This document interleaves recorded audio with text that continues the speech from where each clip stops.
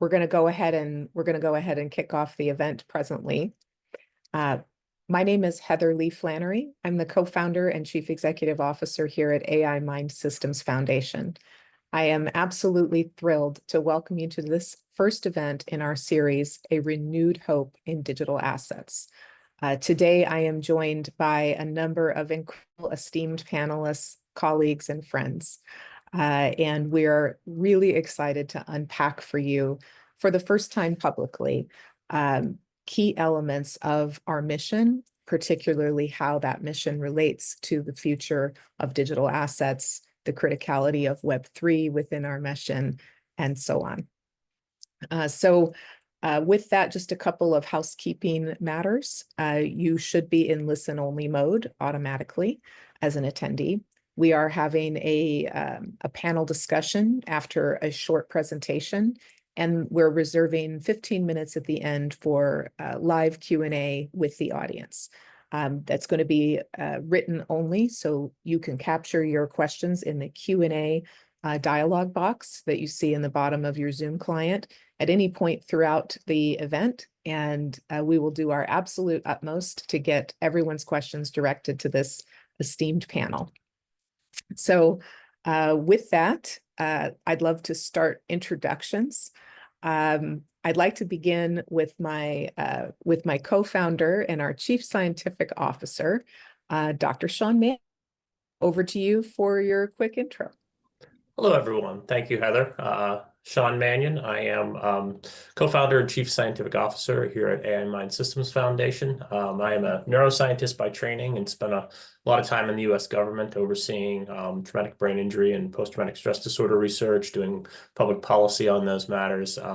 But jumped out in 2017 because I got interested in what blockchain and eventually more time spent with federated AI and privacy-preserving technologies combined with blockchain and Web3 could do for health and life sciences. I saw a lot of promise, but I also realized that cut and paste from finance didn't really work and other industries didn't really work for health and life sciences.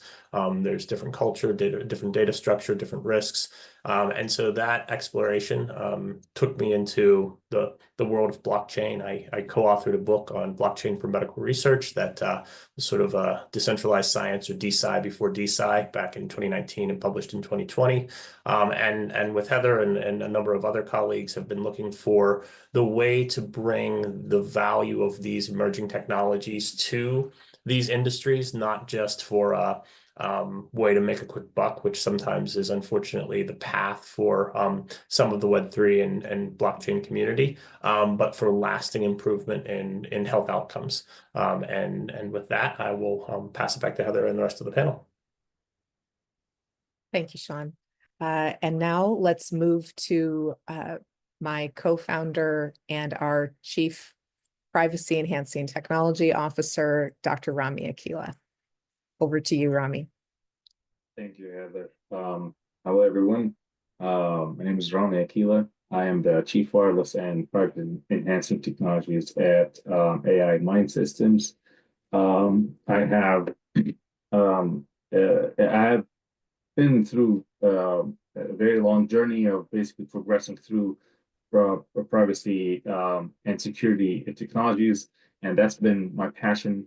And Heather and I share the same passion for really making privacy a commodity, and not something that you have to compromise on.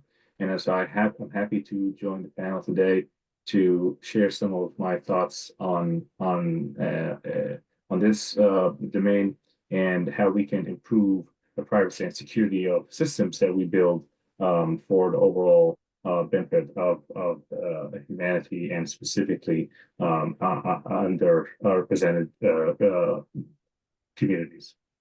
Thank you, Heather. Thank you, Rami. And now let's move to our Chief Financial Officer, Stacey Ferris. Hi, everyone. My name is Stacey Ferris. I'm a certified public accountant and a certified fraud examiner. My background is over a decade in forensic accounting, and also Well, currently I teach accounting and analytics at Virginia Tech. It is a fantastic thing to do and lots of fun to work with the young generation coming up and to help them develop and grow into tomorrow's leaders. I've spent, prior to this, I taught blockchain and crypto accounting at the University of Maryland.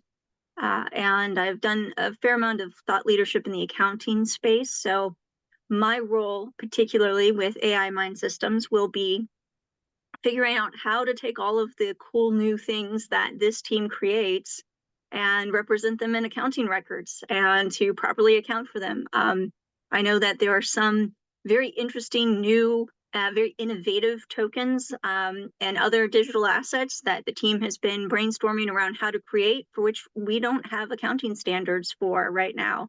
So determining the best way to record those in the books in a way that's going to be true to form and compliant with whatever does come out will be part of what I tackle, and I'm really excited about doing that. So Thank you so much, Stacy. And now over to our Chief Governance Officer, Paul Kavitz. Hi guys, hi Heather. Paul Kavitz, Chief Governance Officer as of last week at AI Mind Systems. Delighted to be with this community and this group of people. I have a long career in technology and digital transformation, applying emerging technology to create new business models and new strategies. I have a background in enterprise architecture, data science, a whole range of things. And I think through my career, I realized that there was very few problems that technology couldn't solve. The technology wasn't the limiter. It was really people and organization and governance that was making decisions in a different way. And so I went to, I got my master's in public policy, focused on critical infrastructure resilience, and building those systems that were durable. Through that, I really found that the concept of decentralized organizations were more resilient, more effective, and because they were connected directly with the people who were involved with them, they had a better chance of producing different outcomes than traditional governance structures. So through that, I found Heather and this team with a fantastic concept for whole-scale industry and societal transformation. The technology is viable, and it's just around creating a new sets of governance and incentives to go and make it happen. That's why I'm glad we're having this call to encourage a community to get involved with the investment in this concept. Thank you, Heather. Thank you very much, Paul. And last but not least, we have breaking news with our newest team member, literally newest, just finalized, John Kamara, who is our Chief Health Platforms Officer and our Africa Regional Leader. Over to you, John. Thanks, Heather. Hi, everyone. My name is John Kamara. I'm really excited to be part of the AI Mind Systems team. My background is in technology for over the past 20 years. I'm also the founder of the AI Center of Excellence here in Africa, and driving the inclusivity of AI from a healthcare and human-centric perspective across the continent, and using that to see how we also create decentralized ecosystem for health autonomy and data at the center point for every patient, and especially people in emerging markets, which is why I'm excited to be part of the team today. Yeah, looking forward to working with you all. Thank you so much, John. Well, I'm thrilled you're all here. You can now briefly turn off your webcams. Audience, I'm going to give a quick talk to orient you to the high-level vision we're going to be talking about today. And then panelists, I will bring you back up momentarily. So you are here for this event that has a renewed hope as its moniker. This is an acronym, which I learned the art of acronyms from our Chief Scientific Officer, also Chief Acronym Officer, Dr. Mannion. So Sean, I hope we've made you proud with this acronym. It is an encapsulation of our macro strategy at AI Mind Systems Foundation. It is to build agentic, resilient, evolving networked ecosystems for Web3 enabled dynamic and human-centered operations with privacy-focused empowerment. This is the biggest picture view of how we are approaching our mission. Our mission is to transform how exponential technologies are accessed and adopted by underserved communities, and how data from those communities is collected, stored, and used for the advancement of ethical AI, community health, and the pursuit and sustainment of health and digital equity. We are approaching all of our work as systems scientists, systems thinkers, and working on systemic interventions for humanity's health, prosperity, and privacy. What we mean by systemic or systems related is effectively that point solution can possibly resolve the comprehensive problems, the structural challenges that our civilization faces today, especially at this inflection point of very fast-moving, extraordinary, high-risk, high-reward technology. The MIND in our name is an acronym for My Individual Networked Data. Everything about our systems approaches are driven from the individual person, their family, and their community as a first principle. Everything that we enable is by empowering individuals to access and use the information about them, to bring it under their direct custody, and to use it for some of the most profound and extraordinary technologies that are highly utilizable by corporations and governments, but today are differently accessed by individual people, where there are conflicts of interest in the operation, funding, and use of AI. We are bringing that to individual people and their communities and their families in new structures that will prevent conflicts of interest with the person. To affect that, we're building and sustaining a trusted data ecosystem, an inclusive data economy, and by that we mean financially inclusive of individual data subjects who will be able to act with dignity and agency and as economic actors in the data economy. This is underpinned by the achievement of self-sovereignty, of identity, of data, of AI, and of personal digital twins. That this foundation informs our systems approaches. You see, health is highlighted. Many of us on our team have long and deep healthcare and life sciences backgrounds, and we see extraordinary potential in that area. But social, environmental, occupational determinants of health are absolutely fundamental. So our approaches seek to impact, include, and force multiply with environmental, educational, social, scientific, financial, economic, technological, and governmental systems. We believe this is what's truly necessary if we are to effect the structural change that the world generally agrees is necessary.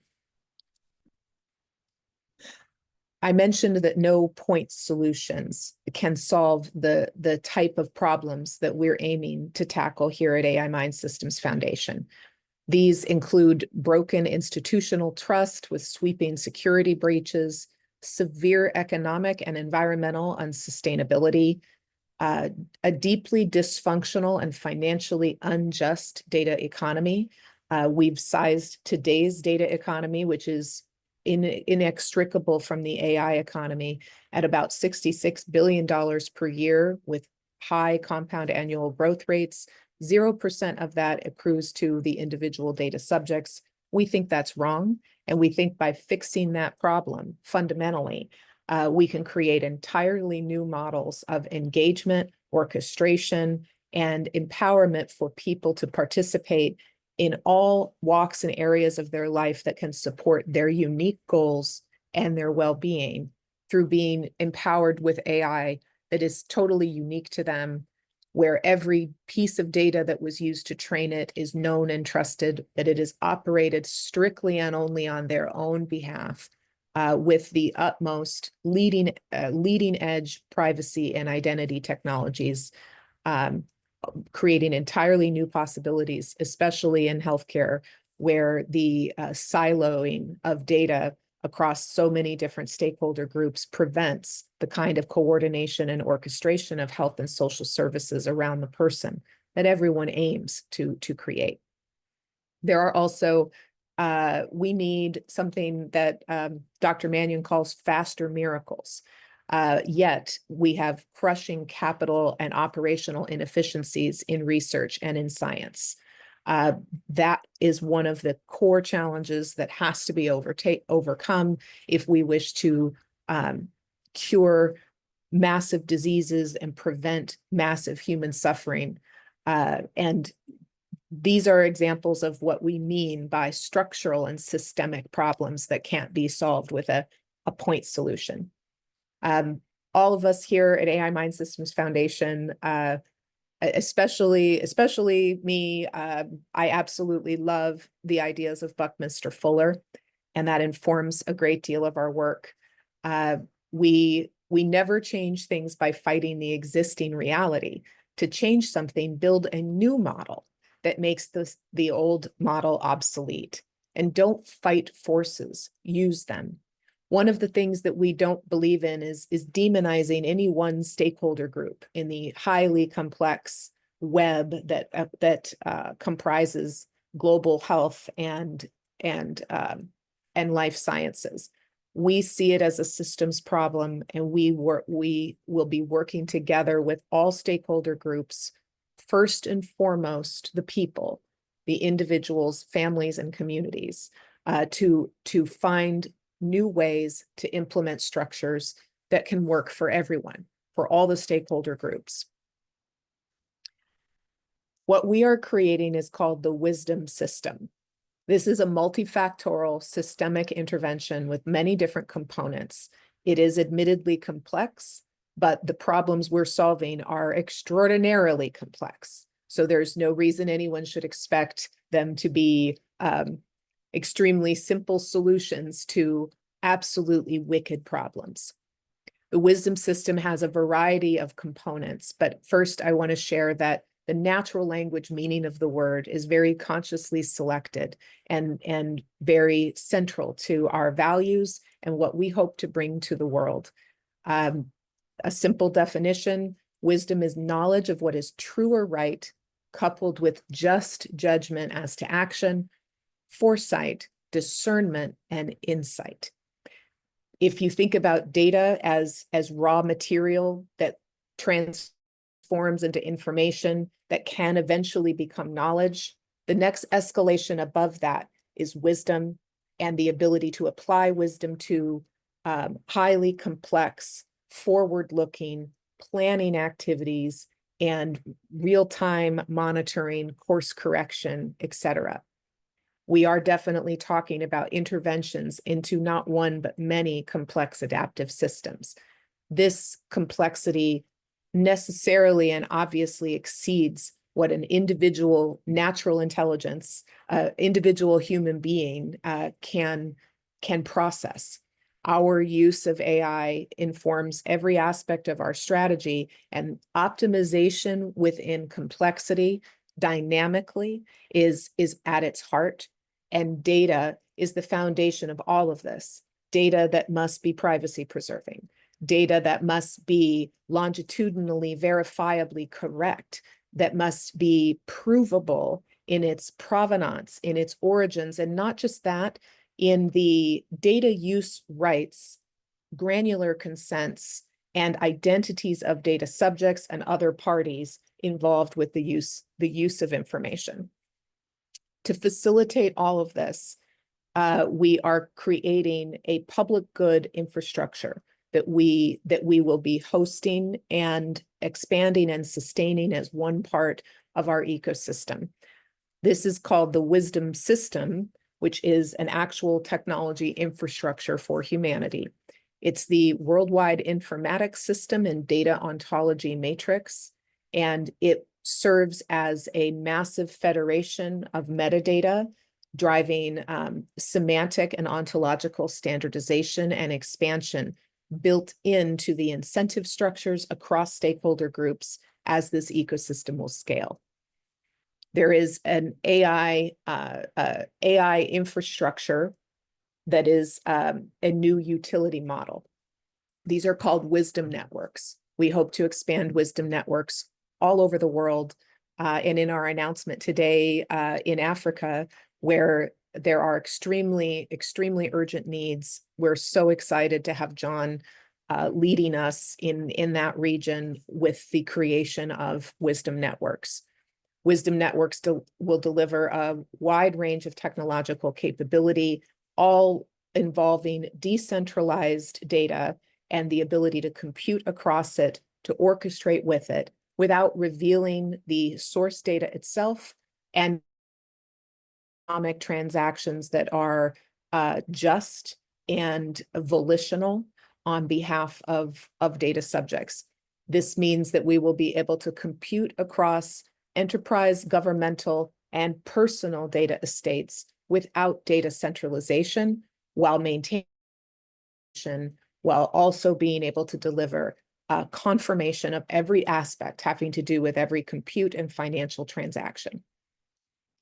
We have a very novel, innovative approach to both governance and research, involving blending of Web3 oriented computational governance, the best of corporate governance in novel entity types, especially for-profit subsidiaries to AI that are in the form of public benefit corporations, social enterprises that earn a profit and also have an impact-related mission to fulfill, mandated within their bylaws. Our approach to research, I'm going to save that for our Chief Scientific Officer, but we have some extraordinary potentials that become reality as we scale our ecosystem. And we have a research division that will perform original and sponsored research within our ecosystem that will be led up by our Chief Scientific Officer, Dr. Mannion. Last but absolutely not least, we are creating communities of wisdom and the wisdom movement. Your participation today is a great honor to us, and you're becoming part of that movement and helping to spread the word about creating a massive exponential change in the degree of empowerment of individual people with exponential technology that can restore parity in the way individuals can act and perform and exist in the world, with their ability to optimize their life to their goals and their processes, their priorities, their urgencies, much like only enterprises and governments can do today. So with that, a key point about our individual approach are the 8 dimensions of well-being, and we will be giving individuals tools with total privacy preservation to optimize their lives with their personal digital twin and AI agents we call private eyes that will be their very private advisors against their unique goals across the 8 dimensions of well-being: emotional, physical, occupational, intellectual, financial, social, environmental, and spiritual. We are currently planning the token generating event for Wisdom Tokens. We are introducing these concepts today. Our Wisdom Protocol white paper is going to be released soon, and you will see when that is announced. Wisdom Protocol has 4 major components. One, it is a meta-governance DAO, and also the mechanic for ecosystem funding and sustainment. This meta-governance DAO operates the Wisdom system. That's the global metadata federation called Worldwide Informatics System and Data Ontology Matrix. The meta-governance DAO stakes, approves, and standardizes wisdom networks as the ecosystem expands. Wisdom Protocol will run the Wisdom Genesis and the Wisdom Growth programs. Wisdom Networks and their DAOs will each be individually proposed under the meta governance framework as they are approved and begin to scale growth activities with successive financing and in ecosystem strategic decisions being taken up under the meta governance DAO. Wisdom Protocol also will oversee and inform the ecosystem-wide intellectual property strategy. We have a very unique framework regarding the advancement, development, and commercialization of early stage IP, our own and licensed in. And this is a fundamental characteristic of our ecosystem. And last but not least, tokens will be earned upon purchases of data, analytics, inference, model training and validation, and related capabilities that our ecosystem delivers to the buyers of data. And wisdom tokens and users of our consumer product will earn wisdom when they contribute to what are called data liquidity pools. All of this is only being unpacked at a high level today, but in the white paper, it is detailed in great depth. And last but not least, we are talking about a multi-token crypto economic system. Wisdom Token and Wisdom Protocol is the overarching mechanic by which the entire ecosystem will be standardized, but the ecosystem includes DAO governance tokens for each ecosystem company. It includes an ecosystem native stablecoin called Mind and its trading pairs. It includes for each Wisdom network, the native governance and security tokens, both related to IP and equity. There are a series of NFT types that are intrinsic to the ecosystem function. And our individual AI models also have a tokenization and crypto economic function to the function of AI agents and personal digital twins. There are privacy and verifiable compute related tokens. And critically, we are not talking about only our native tokens. One of the important things that we seek to achieve is creating a much broader crypto economic system that brings our partner technology platforms and their tokenomic systems into an overarching framework where all benefit and all of the layers of infrastructure are supported and expanded. This means that we are also integrating the use of non-native ecosystem tech partner tokens and pairing those with liquidity staking tokens and other or LSTs and other LST-based financial instruments. So with that, I now invite our panelists to return to the screen.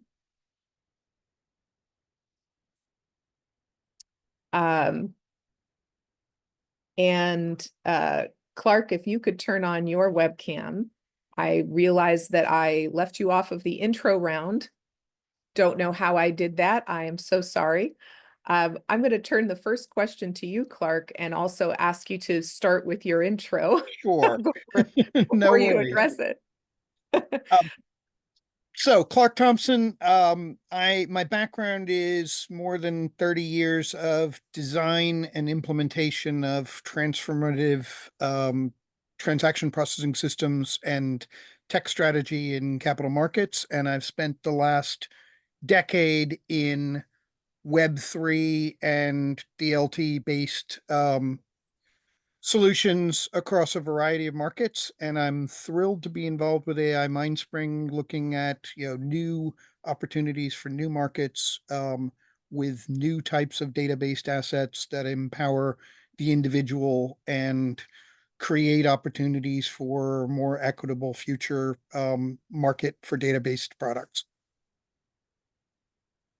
Thanks, Clark. And we met back at our shared time at Consensus, Yep. And so it's been, we've been strategizing about these things literally since I think it would have been 2018, right? Yeah. So Clark, the first question I'd like to direct to you just briefly is, I would love to get your thoughts on the implications of one critical part of our financial strategy.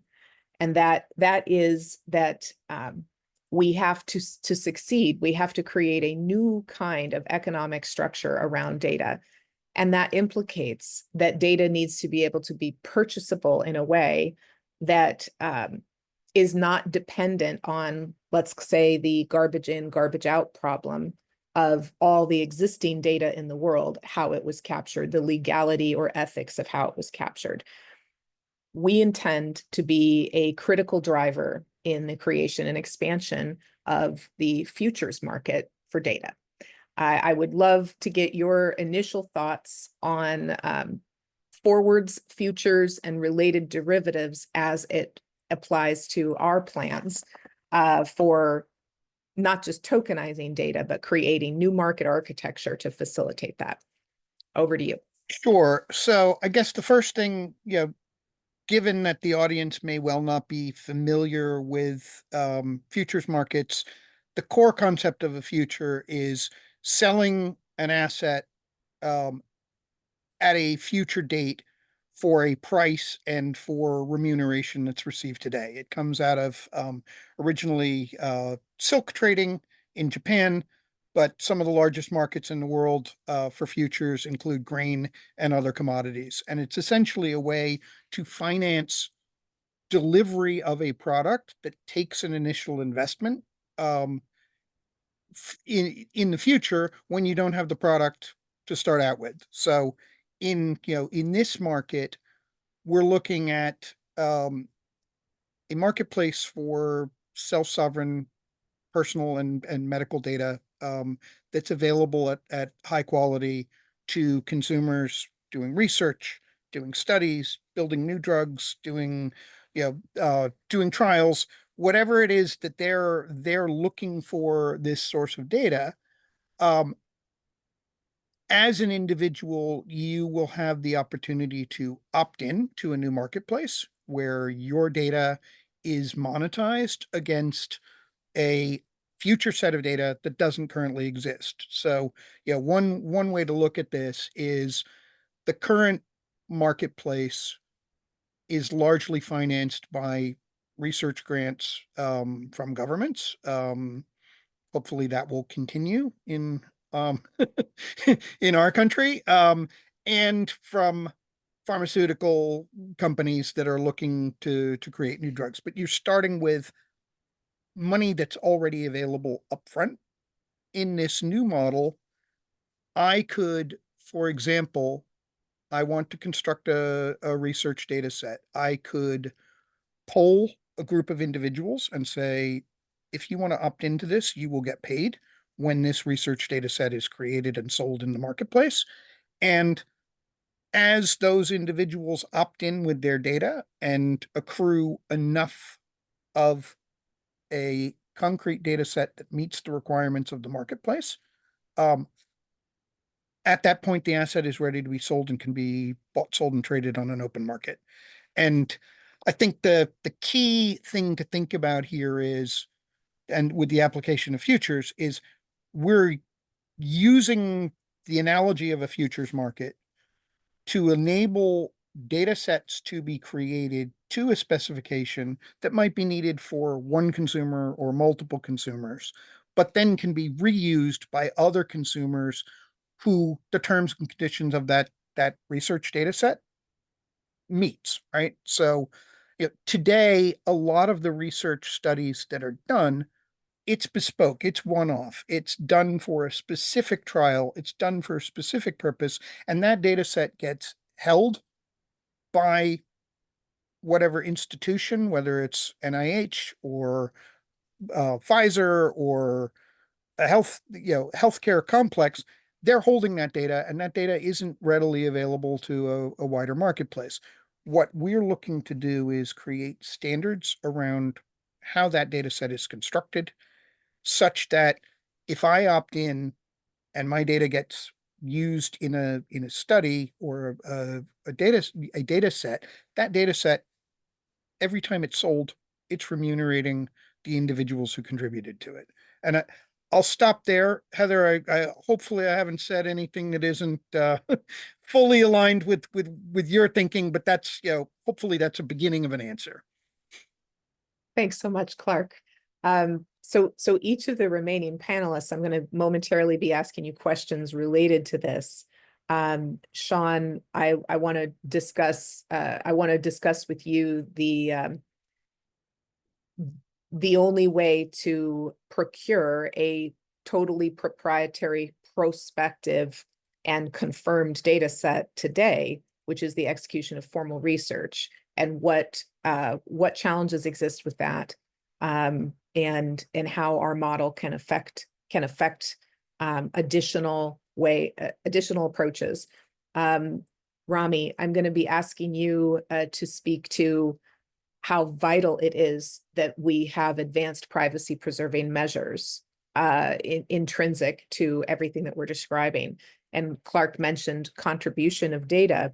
And in our approach, there is not actually a contribution of data into a centralized data pool. The source data always remains permanently decentralized in our model. And what is centralized is metadata that can be used for discovery, for price transaction, for pricing, for all kinds of things. We have a very, very advanced and novel method to facilitate a privacy preserving high volume data economy. So I'm going to be asking you about that, Rami. Stacy, when we are talking about data as an asset class, and the fact that we already know, but we couldn't put an exact number on it in a formal way because there is not a fair market, open market price discovery function today. All transactions are opaque and off market. We don't have a way to account for data as independently valued as a financial asset. And I would love if you can mention your thoughts on that as our CFO, and also just the changes coming or upon us with SAB 122 and other matters.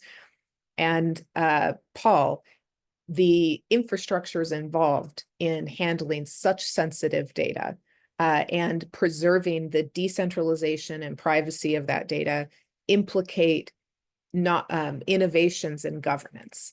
I would love for you to discuss our strategies about how we intend to verifiably make real, verifiably prove to our individual stakeholders that we in fact are preserving their privacy, and how will they have a voice in the design and building of this entire ecosystem. And last but not least, John, by the way, your camera's off. If you could turn your cam back on. I'm going to be asking you about what is going on currently in Africa right now, the incredible work you've already done and accomplished, and the way that as Chief Health Platforms Officer, we can not just incorporate this in data economics, but bring it directly into the access, quality, and accessibility of healthcare, including in Africa, in your region, where there is such extremely timely and urgent needs to address a very significant pullback of global health financial resources that has just occurred. So starting with that, and let's go to you first, Sean, on how decentralized science as a theme, but our ideas particularly play into this. Over to you.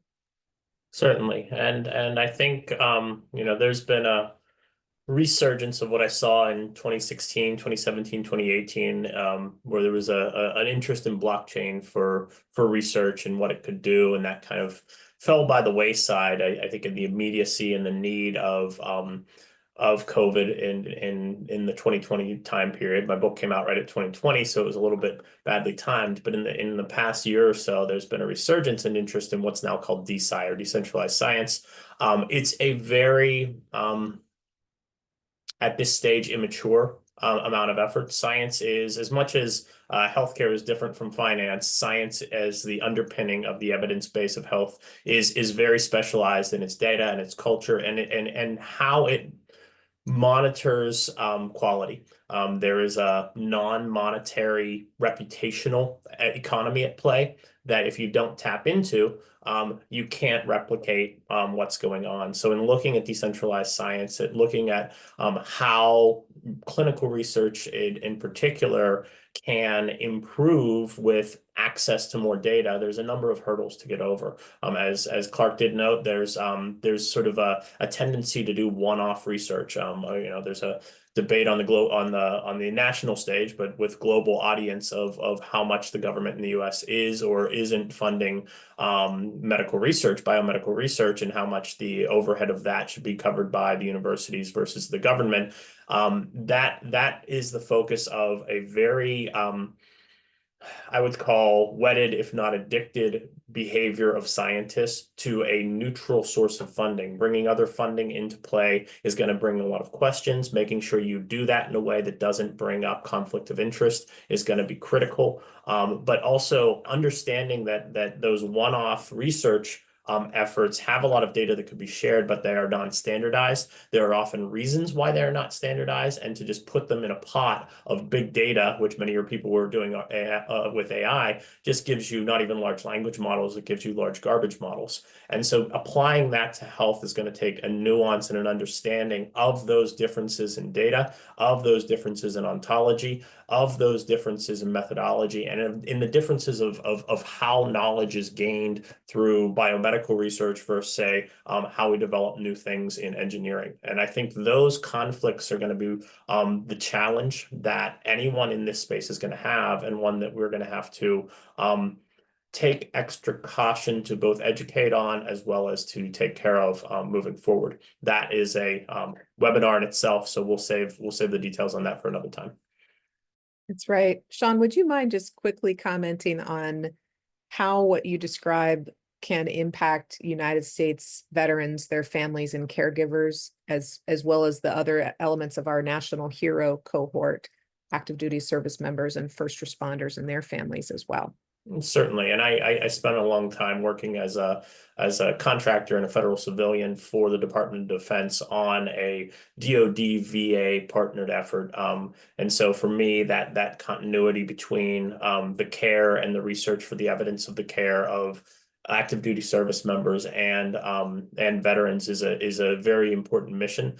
We've been partnered with a number of groups over the time, in particular Dixon Center for Military and Veteran Services, over the time that Heather and I have worked together on these issues across multiple different efforts that we've had. Right now, our National Hero effort is looking to bring all of the data to bear for finding the best outcomes and the best personalized medicine for veterans. A veteran may have data about them sitting on a DoD server. It may have data about them in a VA server, in a private hospital server, as well as different research studies that simply don't share data right now. And the centralization of data and the past need and current obsession with centralization of data has been an inhibiting factor. And if we can connect all the data about a single individual while keeping it in place, while keeping it private, to answer queries, to train algorithms, we can improve that personalized approach to medicine, both on an individual level and an evidence-based medicine on a broader cohort level for veterans and active duty military members and their families. Thanks, Sean. I appreciate that. Let's now move to let's go to you, John. We talked about United States veterans and the entire cohort as a high priority for us starting out here in the US. We also have very important and timely plans in Africa that will be executed under your leadership. Could you speak to what's going on right now And what are our most urgent opportunities and requirements? Yeah, so taking from where Sean has stopped, in the continent right now, healthcare is a priority. There's a lot of healthcare intervention happening from across different ecosystems of healthcare. And one of the critical things, because again of the limited infrastructure that we have, is the amount of data that we produce and how we use that data for sustainable healthcare. But also, how we use that health data to create better access and also subsidize the cost of healthcare.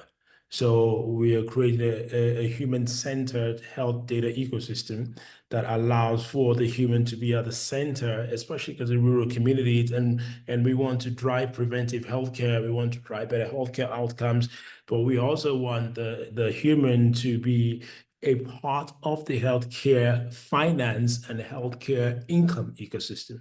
So how does that happen to use that money to offset in a decentralized network, to offset the opportunity that I create data, I am involved in producing data, I get none out of it, I have no access to healthcare, and somebody else is, consistently leveraging that data. So that's been a big topic of conversation that I've been driving across regulators and a lot of different ecosystems in the continent. I think that's where one of the work that we're going to do will be extremely, extremely important across, again, giving so many people access and giving them the tools to have the access to better quality healthcare.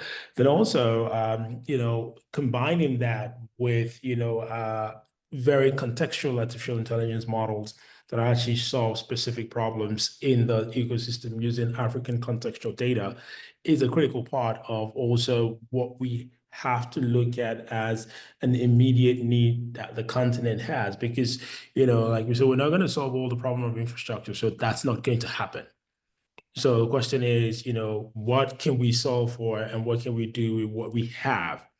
And that's really what we need to sort of focus on when it comes to data, decentralized networks, human-centered healthcare, and providing value to over 700 million people across the continent who need, and that's, part of why it's really, really important where we are right now. And really, again, it's really to simplify the processes for the end users to really be able to be part of this ecosystem without the complexities that has been happening for so many years.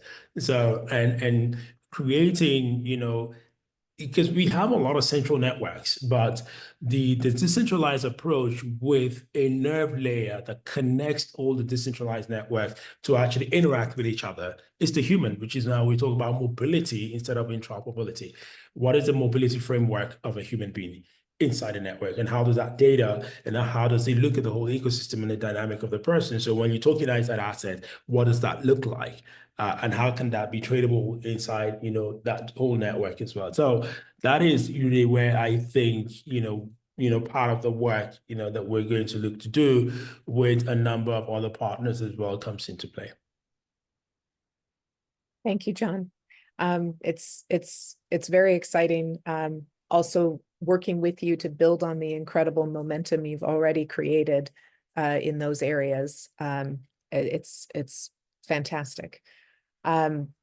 Thinking about there is often an extractive or exploitative relationship with respect to individual people's data and how it is used to train models, or how it is generally brokered absent most people's awareness that it is being brokered. Rami, also picking up on infrastructure, including, the instability of power, et cetera.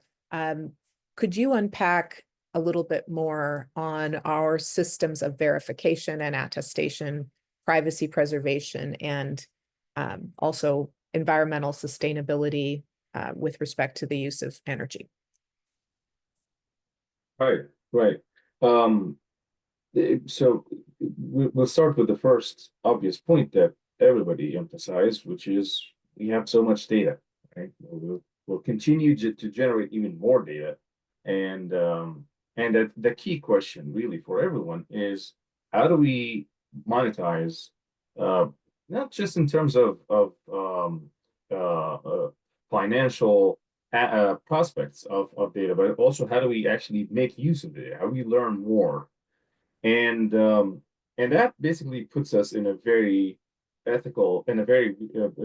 sensitive position and an ethical dilemma that we have to deal with. And we're seeing almost on a daily basis now with all the big players in the AI domain, meaning that there's so much that we can do with data. And for some of these entities, this means that we have to cross the line.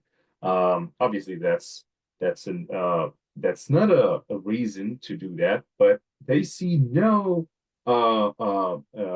reason to abide by any privacy or security positions or regulations, and then we still have to catch up on that matter. So this means that the aspect, the question about privacy and security becomes, well, is it something that we can actually attain today? Is it feasible enough? Is it practical enough? Is it cost effective? The question is asked because people are trying to basically say privacy is no longer a right, but something that you essentially have to.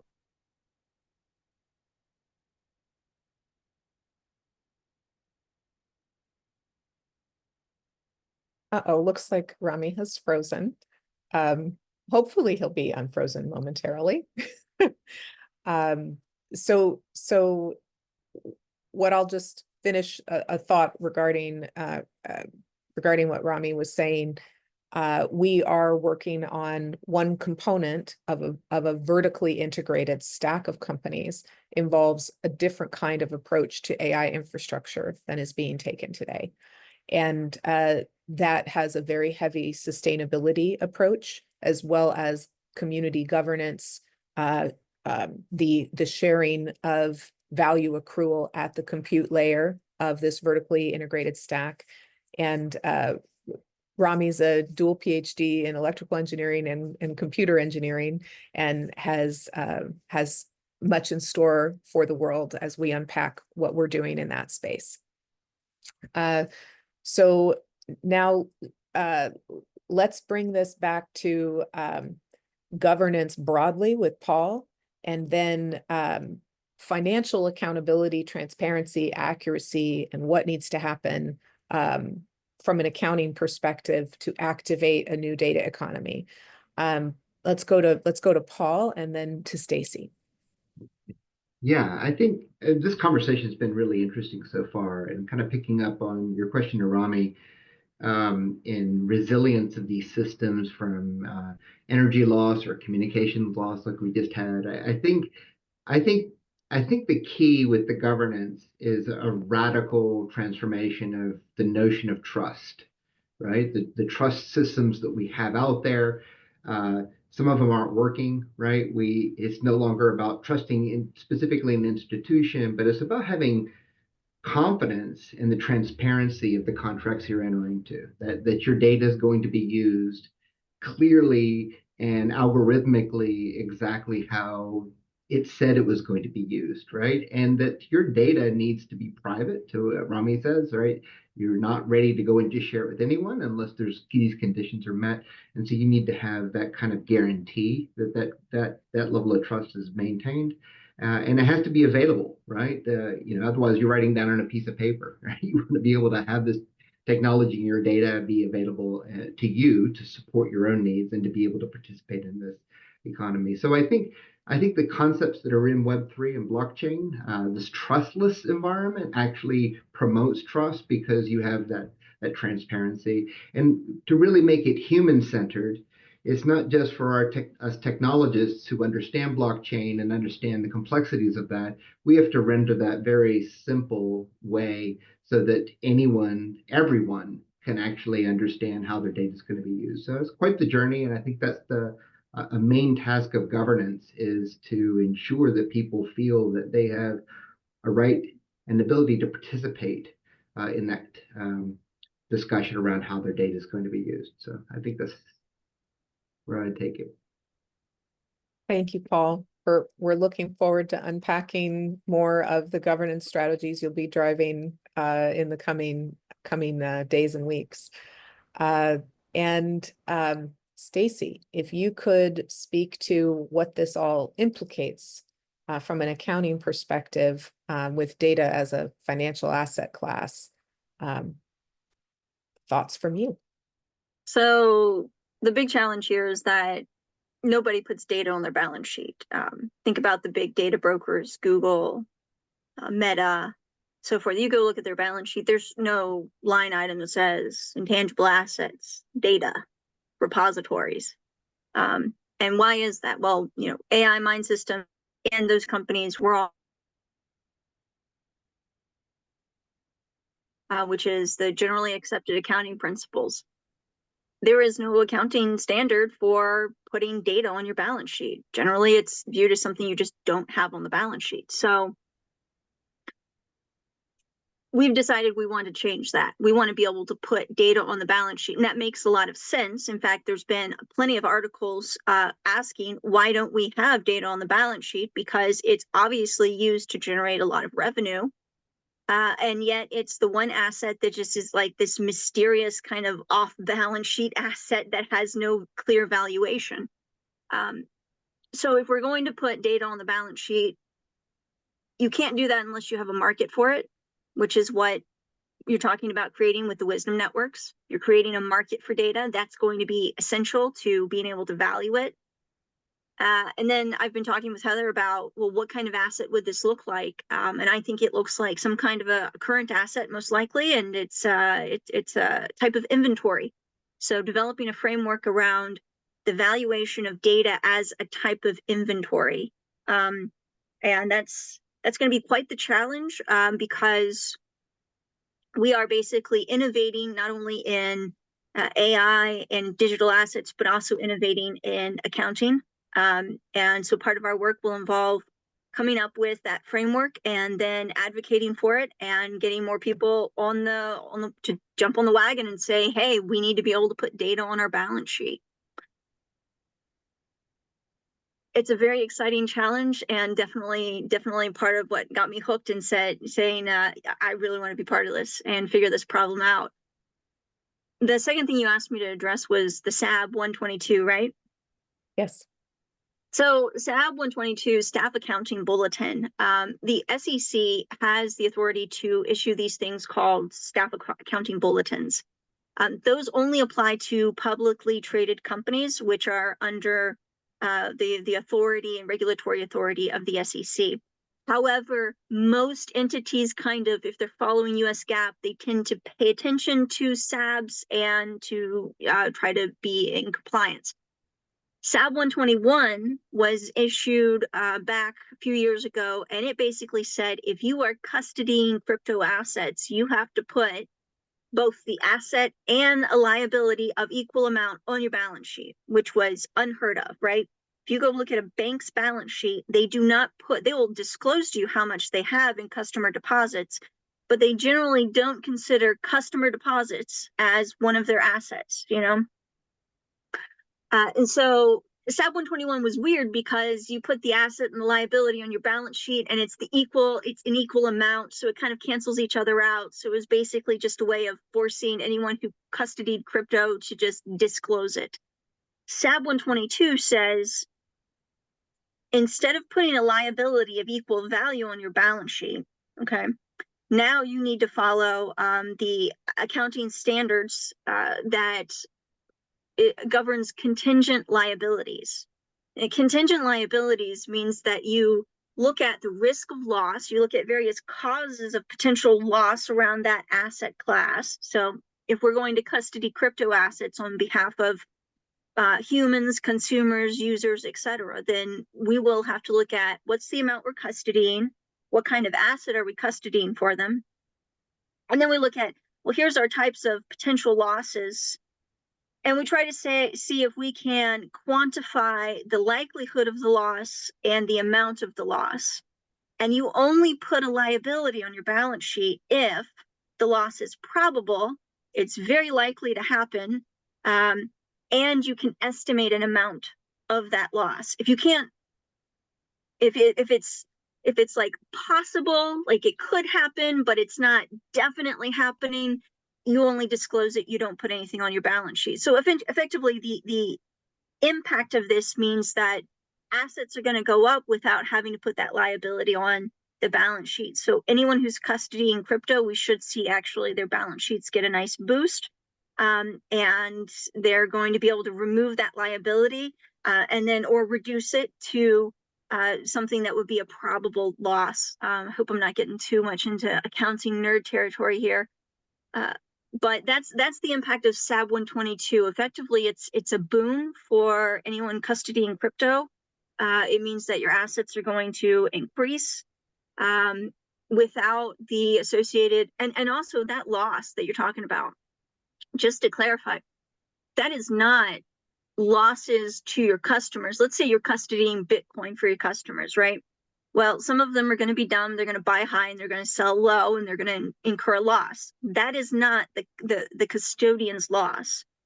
When we talk about loss under the standard, you're talking about, and this is where looking at the nature of the custody relationship and the contracts that you sign with your client, your customers, and what are the losses that the custodian has agreed to bear. So there's really, that actually further limits the potential to even put a liability or to estimate any kind of liability for the balance sheet. So SAB 122 is great for crypto custodians. It's going to be interesting to see how it looks in practice, what auditors have to say about how it gets applied, what the SEC has to say about how it gets applied. Sometimes they come out with accounting guidance, and then it's kind of like okay, here's how we want you to go, and then everybody goes and does that, and then it's like, oh wait, actually we want you to do it a little bit differently. So that's going to be an interesting process to see where we end up from that perspective. Thank you, Stacy. I love the wonkiness. Thank you so much. One just connecting dots between custodying digital assets and accounting for them in a new way in U.S. jurisdiction. There's also the aim of our enterprise partners to monetize their enterprise data estates and being able to value those enterprise data estates and execute granular consent operations that involve the data subjects in transactions are two elements that also meet that unmet need that we are fulfilling in our ecosystem. So thank you so much for that. Finally, Paul, so this entire ecosystem has so many governance implications, not only the financial governance elements that Stacy was speaking to, but the whole. Over to you. That's huge question.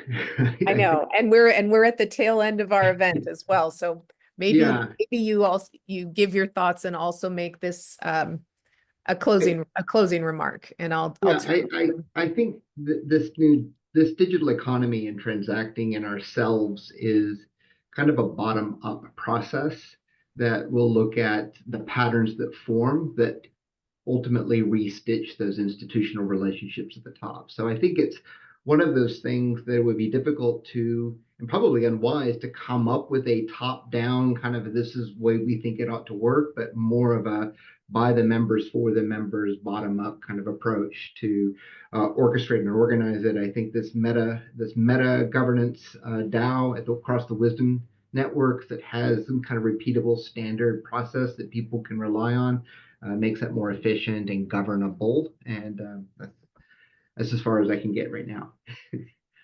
Thank you so much. Thank you so much, Paul. Well, we have a moment for any burning questions from the audience. So if you have key questions, please submit them into the Q&A dialog box.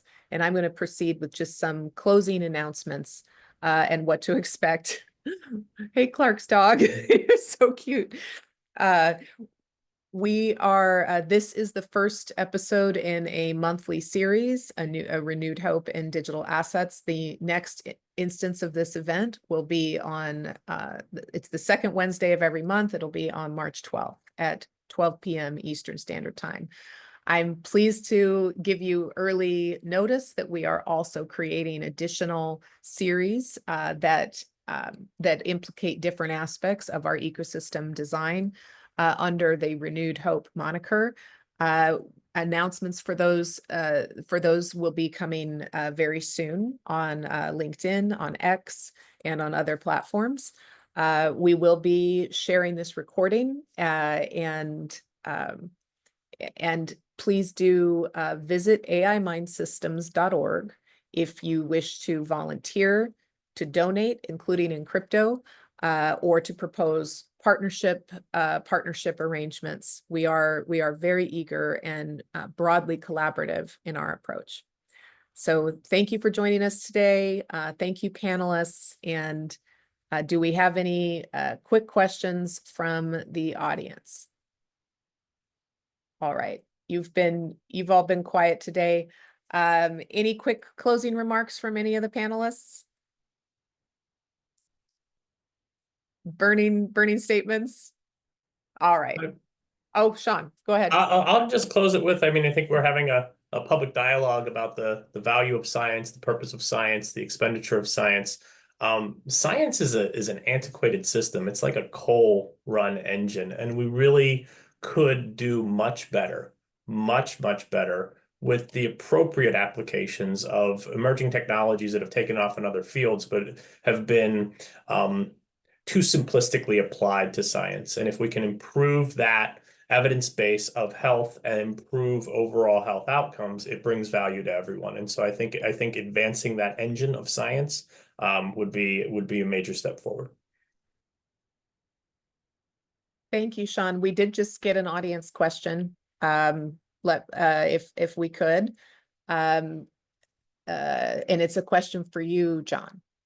And it is from a Dr. Jordan Orley. Dr. Orley says that he is conducting research on gaps in access to snake antivenom in Kenya and Tanzania for the capstone project for his master's in public health. I am trying to pinpoint the location of snake bites and the location of hospitals which have access to antivenom and overlay this metadata. One of the challenges is that regional snake bite and hospital data may not be readily available. How have you overcome data gaps in local healthcare infrastructure, and how can machine learning potentially help address that? Great question, Dr. Orley. Thank you. John, what have you to say? Good question, Dr. Orley.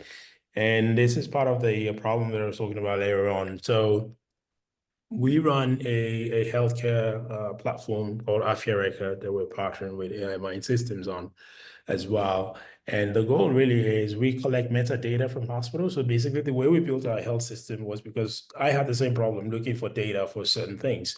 So we built a health ecosystem that is driven by the user, which is the patient, and ultimately allows us to collect metadata from context. So we drive geolocation, metadata, and context awareness for a health system. So effectively, when a patient is reported to have a snake bite or any other type of disease, we actually don't focus on the main disease. We actually focus on the symptoms as recorded by the medical professionals. So they have a headache, they have a tummy ache, they have a backache, and we contextualize all that tiny little metadata to the geolocation of that person.